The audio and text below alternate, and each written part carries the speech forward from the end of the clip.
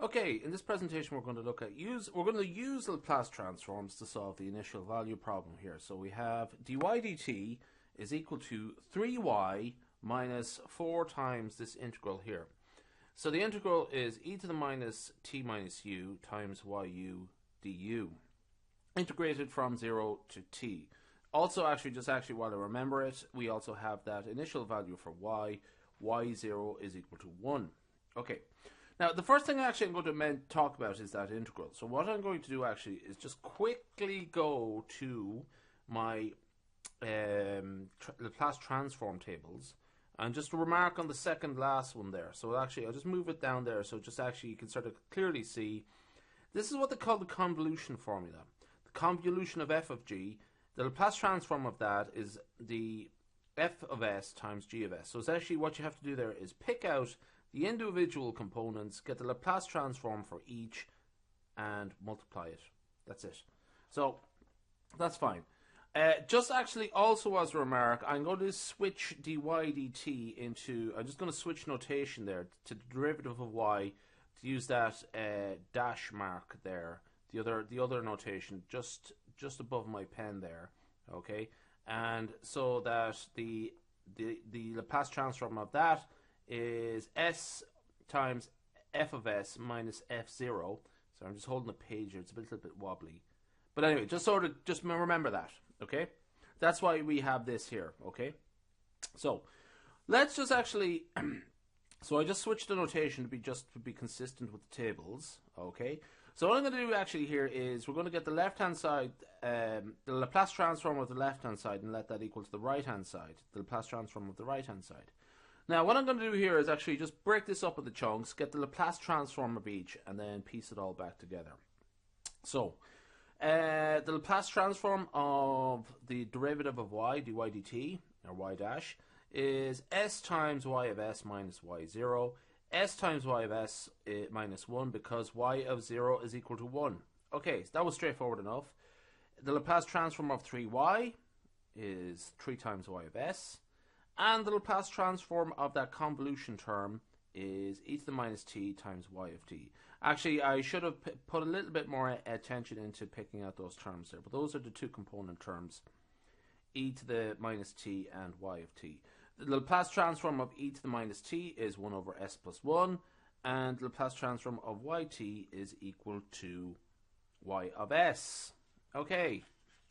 So this is just, essentially we're going to piece it all back together now. So just actually, there's a lot of work going on here. So I'm actually just might get a page here and just actually go through it bit by bit. Okay? So when I get the Laplace transform of the left-hand side and the right-hand side, that is what I get. Okay? So what we're going to try and do here is get an expression in terms of y of s. Okay? So there's going to be a bit of manipulation and of this equation here. Okay, so the first thing I'm going to do is I'm going to bring over 3y of s over to the other side. So I have s times y of s minus 3 times y of s. That's where I come up with this expression here, s minus 3 times y of s. Okay, so far so good. Now what I'm going to do here now is I have an expression with a fraction over here that the denominator is s plus 1. So I'm going to cross multiply by s plus 1 such that I have just a single expression there like that. So I have two elements on. I'm going to multiply each term here by s plus 1. So s minus 3 times y of s, multiply that by s plus 1.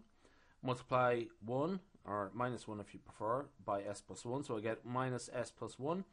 And there I have minus 4 times y of s. Okay. Now, I have an expression in terms of y of s here, and an expression in terms of y of s here. So what I'm going to, and this is not in terms of y of s, so I'm going to just sort of move them to the opposite side of the equal sign, okay, just to sort of tidy things up. So I'm adding 4ys to both sides, so that is why this expression here becomes like that.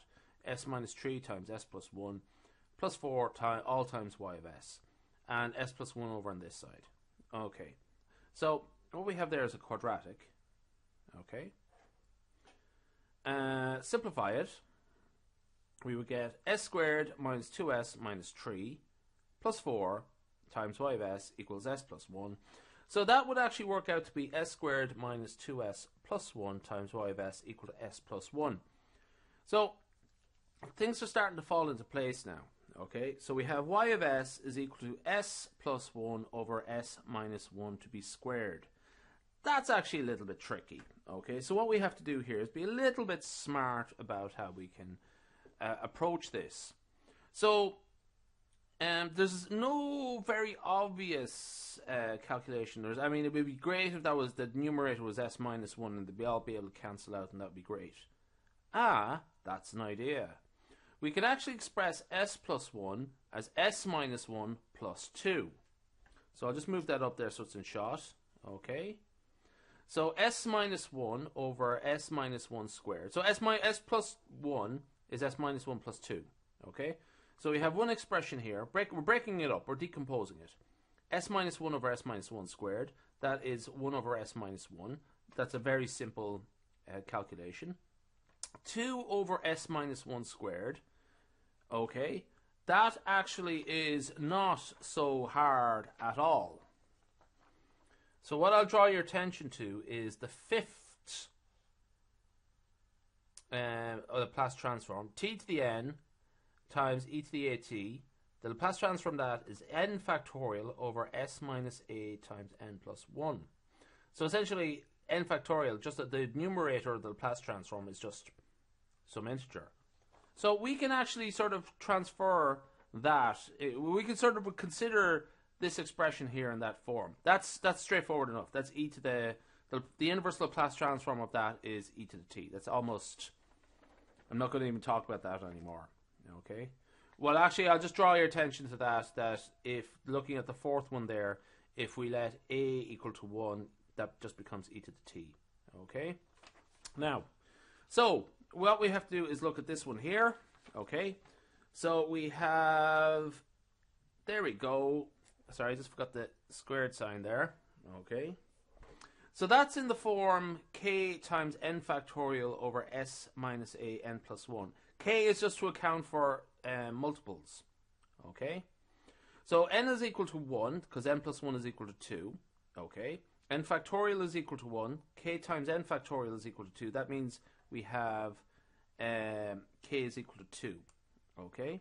So let's just actually work backwards on this. A is equal to 1. Okay. So we have a is equal to 1 and n is equal to 1. Okay. So we have t times e to the t, and also we have k.